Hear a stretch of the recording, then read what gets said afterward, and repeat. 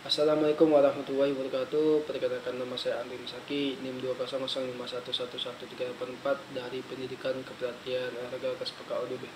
Baik, dalam video kali ini adalah video ketiga saya yang mengenai tugas bahasa Melayu yang materinya yaitu Sastra Melayu Riau. Sastra Melayu Riau adalah sastra yang hidup pada era Melayu tradisional, yaitu masyarakat yang masih sederhana dan terikat oleh adat dan istiadat. Pada umumnya, sastra Melayu bersifat verbalisme, yakni ujaran dari mulut ke mulut. Hal ini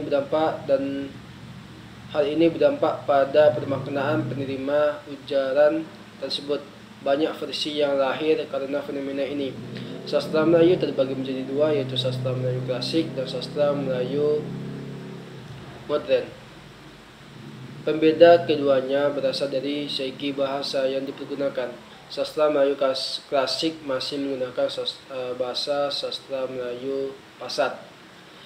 Nama bahasa Melayu itu terbit dari bangsa yang bermakna Melayu. Orang yang berbahasa Melayu itu mempergunakan bahasanya, yakni bahasa yang termasuk dalam rumpun bahasa Austronesia.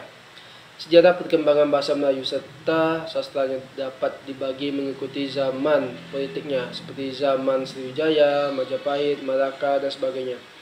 Mengikuti zaman perkembangan dan kebudayaannya, seperti pengaruh Hindu, Islam, dan dunia Barat.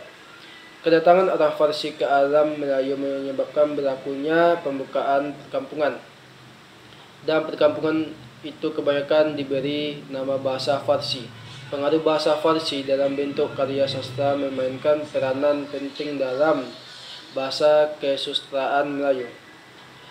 Matra adalah salah satu bahasa Farsi yang berarti suci. Sastra Melayu berkembang di daerah Sumatera Timur. Di antaranya yang masih ada adalah keluarga Sultan Delhi dengan istana dan masjidnya yang megah. Ada pula legenda yang mengisahkan tentang kerajaan Delhi. Legenda yang sangat populer adalah legenda tentang Putri Hijau.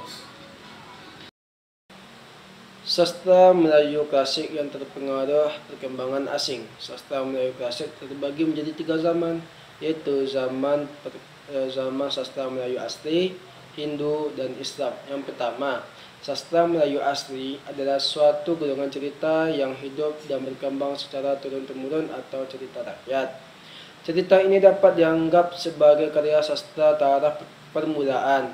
Contohnya adalah mantra, peribahasa, pantun, teka-teki, cerita binatang, cerita asal-usul, cerita jenaka, dan cerita pelipur rara. Sastra Hindu. Pengaruh Hindu di Nusantara sudah sejak lama. Menurut ahli sejarah sastra, yang menyebarkan agama Hindu di Melayu adalah para Brahmana. Mereka diundang oleh raja untuk meresmikan yang menjadi kesatria. Ada dua cerita di dalam sastra Melayu Hindu. Yang pertama Ramayana dan kedua Mahabharata. Selanjutnya yang ketiga yaitu sastra Islam. Kemunculan agama Islam pertama kalinya di Nusantara sangat mempengaruhi sastra Melayu klasik. Terlihat dari adanya ungkapan atau peribahasa yang kerap kali muncul di khalayak masyarakat. Misalnya adna dofatul minal iman, sebagian kebersihan sebagian dari iman. Kecantikan hati lebih baik daripada cantik rupa. Kejantanan seseorang tak dapat diukur dengan seberapa banyak botol minuman yang ia habiskan.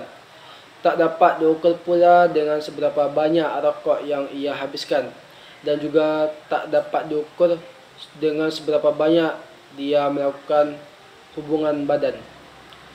Kejantanan seseorang dapat diukur dengan seberapa kuatnya dia menghadapi masalah yang perlu menyelesaikan dan dengan imannya. Mungkin itu saja yang hanya saya dapat sampaikan. Lebih dan kurangnya saya mohon maaf. Wabillahi taufiq wal hidayah. Wassalamualaikum warahmatullahi wabarakatuh.